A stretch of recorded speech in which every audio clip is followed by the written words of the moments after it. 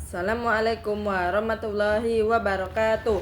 Izin memperkenalkan diri, nama saya Winda Puspita, NPM 24753059. Kelas 1B Prodi Agribisnis Pangan. Di sini saya akan menjelaskan tentang bahasa Indonesia. Bahasa Indonesia merupakan bahasa pemersatu yang memiliki peran penting dalam kebudayaan dan pembangunan nasional. Kita akan membahas sejarah, fungsi, dan kedudukan bahasa Indonesia.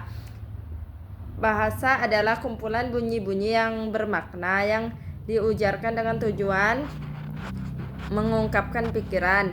Bahasa adalah kumpulan bunyi-bunyi yang bermakna yang diujarkan dengan tujuan mengungkapkan pikiran.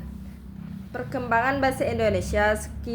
Seiring perkembangan waktu, bahasa Indonesia mengalami pengembangan kosakata dan struktur. Pengaruh dari berbagai bahasa daerah dan asing memperkaya bahasa ini, menjadikannya lebih dinamis. EBI, ejaan bahasa Indonesia, disingkat EBI, adalah ejaan bahasa Indonesia yang berlaku sejak tahun 2015 berdasarkan Pemersatu Menteri Pendidikan dan Kebudayaan Republik Indonesia Nomor 50 Tahun 2015 tentang Pedoman Umum Ejaan Bahasa Indonesia. Ejaan ini menggantikan ejaan yang disempurnakan. Penambahan huruf vokal di diftong. Pada EYD huruf diftong hanya 3, yaitu a, ai, au, oi. Sedangkan pada EBI huruf diftong ditambah 1, yaitu e. Misalnya pada kata geser dan survei. Fungsi bahasa Indonesia. Bahasa Indonesia memiliki beberapa fungsi, antara lain sebagai alat komunikasi, media pendidikan, dan sarana ekspresi budaya. Fungsi-fungsi ini sangat penting dalam kehidupan bermasyarakat. Fungsi bahasa Indonesia: 1. Kultural, 2. Society, 3. Education, 4. Instrumen. Kedudukan bahasa Indonesia. Bahasa Indonesia merupakan lambang kebanggaan nasional, lambang identitas nasional, alat penghubung bangsa.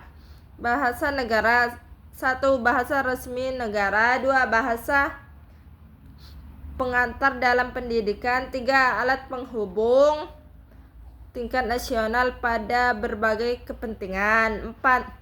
Alat pengembangan kebudayaan. Bahasa Indonesia dan kebudayaan. Bahasa Indonesia sebagai cerminan budaya, mencerminkan nilai-nilai dan tradisi bangsa. Melalui bahasa, kita dapat memahami keberagaman budaya yang ada di Indonesia.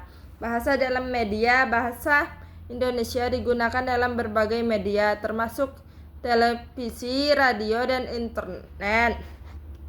Hal ini membantu menyebarkan informasi dan budaya kepada masyarakat luas. Bahasa itu variatif. Ada 3 istilah yang perlu diketahui sehubungan dengan variasi bahasa. 1.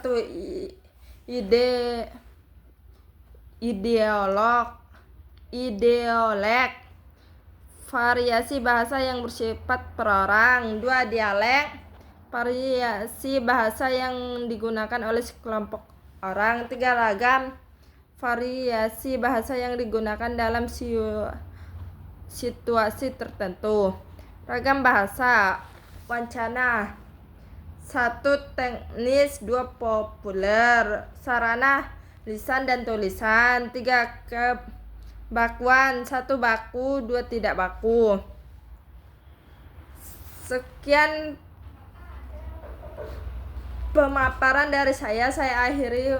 Wallahumma fiq ila wa mim tariq. Wassalamualaikum warahmatullahi wabarakatuh.